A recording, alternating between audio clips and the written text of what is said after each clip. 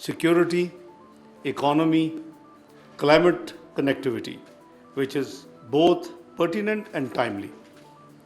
Excellencies, ladies and gentlemen, the global environment continues to be marked by flux, polarization, and fragmentation. Traditional and non-traditional security challenges coexist.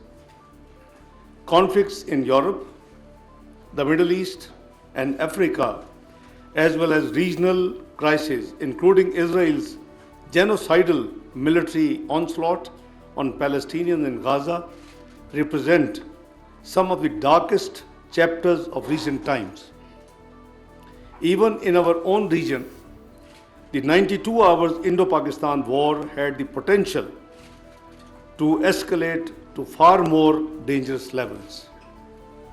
All this is of a large malice in which states have increasingly resorted to the use of force to settle disputes, with disregard for international law and the purpose and the principles of the UN Charter. Multilateralism is under assault, and the institutions of global governance are often criticized for the acts of omission and commission of a few states driven by unilateralist impulses. Ladies and gentlemen, climate change remains an existential threat. Rising temperatures, extreme weather events, and accelerated glacial melting affect water resources, agriculture, and livelihoods worldwide.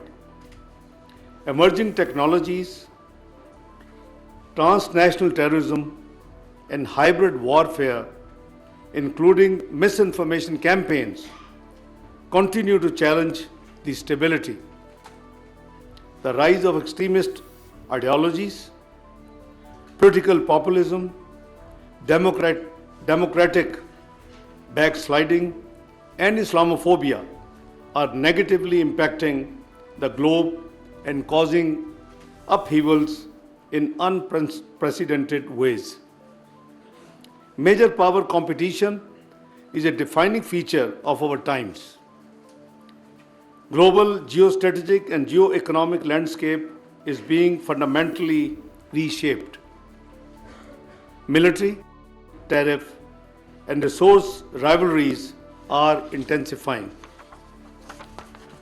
This extreme turbulence is taking place as the world moves towards a multipolar order with strategic autonomy among some major powers, the increasing role of middle powers, and the growing agencies of the global south. The process, however, has not yet reached the culmination point. In this evolving environment, Pakistan has a clear and consistent vision, one that seeks a just, equitable, and inclusive world order. We have opposed bloc politics and zero-sum approaches and consistently stressed than confrontation. Pakistan has steadfastly championed UN-centered multilateralism based on international law, the UN Charter, and reformed multilateral institutions. We have underscored the indispensability of dialogue and diplomacy, of peaceful settlement of disputes, and of international cooperation and solidarity. Excellencies, ladies and gentlemen, as an elected member of the UN Security Council for the term 2025-2026, Pakistan is engaged in vanguard efforts to promote international peace and security. Driven by this vision, during our presidency in July, I presided over Security Council sessions that adopted a landmark resolution after many years through consensus, and a presidential statement was adopted upholding multilateralism, respect for the Charter, and effective implementation of the Council resolutions. Ladies and gentlemen, South Asia is home to more than 25% of the global population. It faces poverty, inequality, and development challenges, including illiteracy, disease, malnutrition, income disparities, food insecurity, natural disasters, and the impacts of climate change, the region fares terribly low on most human development indices. South Asia also remains poorly integrated economically, with intra-regional trade hovering around 5%. The region is energy deficient and heavily dependent on oil and gas imports. Regional connectivity is woefully inadequate. SAARC, the only region-wide platform for regional economic cooperation, has largely remained inactive for over a decade. Ladies and gentlemen, we must also consider the pressing challenges of climate and food security in our region. South Asia's climate challenges are intensifying. We are just seeing what's happening in the South Asia right now. The region is home to over 25,000 glaciers in the Karakoram Himalaya range, whose accelerated melting threatens water security, agriculture, and livelihoods. Extreme weather events, including floods, droughts, and heat waves, affect millions and exacerbate food insecurity. Regional cooperation in water management, climate adaptation, and resilient agriculture practices is absolutely essential. Investment in renewable energy, climate-smart farming, and disaster preparedness will be critical for sustainable development and building resilient communities across the South Asia. Distinguished guests, the security landscape adds further complexity. In the context of hard security, the environment is even more complex. The region comprises 3 geographically contiguous nuclear powers with complicated relationships. Major regional states boast of some of the largest armed forces in the world. There is a continuous build-up of conventional and nuclear arms and regular induction of destabilizing weapons system. Strategic stability is delicate, among other things, by some dangerously ill-conceived war-fighting notions in the nuclearized environment. Excellencies, ladies and gentlemen, over the past 78 years, sustainable peace has eluded South Asia as it has faced wars, near-war situations, civil wars, instances of foreign military intervention, forcible and illegal occupation, transnational terrorism, extraterritorial killings and assassinations, ethnic strife, and political instability. There are escalating disputes over resource sharing, particularly on river waters, as exemplified by India's illegal and unilateral announcement on the Indus Water Treaty. The phenomena of over-securitization continues to grow, entailing weaponization of trade, water, sports, and cultural exchanges. There are pervasive interstate differences and some of the long-standing unresolved political disputes like Jammu and Kashmir continue to threaten the peace and stability in the region. There are weak or non-existent regional institutions, especially in the realm of conflict management and dispute resolution. Structured dialogue process between India and Pakistan remains stalled for over 11 years. Other South Asian states have had their share of the seesaw relationship with our neighbor India.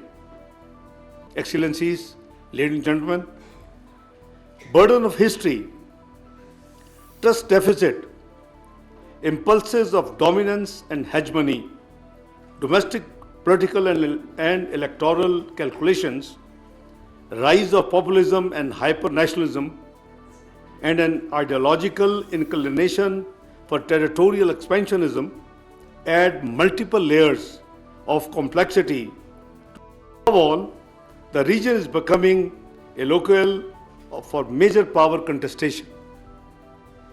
On one hand, the US led the Indo-Pacific construct strategy aimed at China's containment assigned the role of a net security provider to one state in the region, and on the other hand, China's Belt and Road Initiative and global development and global governance initiatives were opposed despite their clear focus on economic development and connectivity. The friction resulting from this dichotomous situation impacts the regional states' efforts for peace and development. Excellencies, ladies and gentlemen, in May 2025, as I earlier mentioned, the region witnessed yet another India-Pakistan crisis. There are two nuclear-capable countries involved in a conflagration that would have gone into uncontrollable escalation. The US played a crucial role in brokering a timely ceasefire, while the hostilities ceased. An uneasy and fragile peace persists. Pakistan demonstrated both in resolve and capability to thwart aggression and reinforce deterrence. The concept of net security provider is buried. Sustainable peace in South Asia, however, requires more than maintaining strategic stability. Above all else, a just and lasting solution of the Jammu and Kashmir dispute remains indispensable. Ladies and gentlemen, it is often said that the end of Cold War largely bypassed South Asia, leaving the region with few peace dividends. We, the South Asians, need to think really hard. Are we doomed to remain mired in confrontation and conflict, while others' regions progress and prosper? The answer should be a clear no. The cumulative challenges of regional security, economic fragility, and climate crisis are simply too grave to disregard. It should be also very clear that these challenges cannot be effectively tackled in an environment of political fragmentation and fractured regional architecture. There is indeed a need to reimagine South Asia and identify pathways to the peace, progress, and prosperity that our peoples so deeply yearn for and richly deserve. To begin with, we must overcome zero-sum mindsets, foster an environment of dialogue, peaceful coexistence, economic interdependence, and win-win cooperation. It is equally essential to build an edifice grounded firmly in the principles of open and inclusive regionalism. Short of that, I don't think there is any solution. Excellencies, ladies and gentlemen, creating a conducive environment and establishing the requisite regional architecture to address the security and development deficits is absolutely imperative. Artificial obstacles created in the ways of SAARC, which remains our first choice as an instrument of regional cooperation, must be removed and organization be enabled to start refunctioning. Earlier this year, Bangladesh, China, and Pakistan established a trilateral mechanism to foster mutual collaboration in areas of common interest. This concept can be expanded and replicated. As I have said before, there could be groups with variable geometry on issues from economy to technology to connectivity. Our own national development needs and regional priorities cannot, I repeat, our own national development needs and regional priorities cannot and should not be held hostage to anyone's rigidity. And you know where I'm referring to. Ladies and gentlemen, Pakistan envisions a South Asia where connectivity replaces divisions, economies grow in synergy, disputes are resolved peacefully in accordance with the international legitimacy, and where peace is maintained with dignity and honor. We remain ready to work with all willing partners to help South Asia realize its immense potential. I have no doubt that our region too shall see the day, inshallah, when we will match the levels of economic integration and growth rates of the regions that we see with so much envy today. Distinguished participants, excellencies, ladies and gentlemen, finally, I wish you all the very productive and insightful discussions over the 2 days conclave. May your deliberation lay the intellectual foundations for the much needed reimagining of South Asia, which can be translated into practical policy recommendations. I once again thank the Chairman, Board of Governors, the Director General, whom perhaps maybe in a few weeks we will see discharging a global and international responsibility on behalf of Pakistan. So we wish him well in advance in case if we don't have any such event again. In the next few weeks, he'll be assuming his new responsibility from 1st of January. I'm keenly looking forward to find a better, if not better, at least an equally competent, his successor to run this institute the way it has been run since its inception. I thank you all and thanks for your patience listening. Thank you very much. Pakistan Zindabad.